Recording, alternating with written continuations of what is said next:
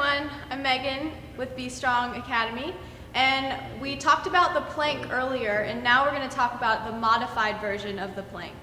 So what I'm going to do is I'm going to get onto my forearms, once again, just very similar to the regular plank. However, this time I'm going to leave my knees on the ground. I'm going to bring my legs up, and I'm going to hold it here.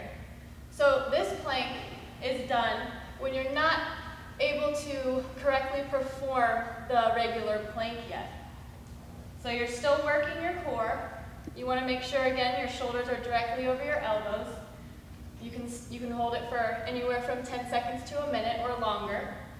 Push back up, and that's your modified plank.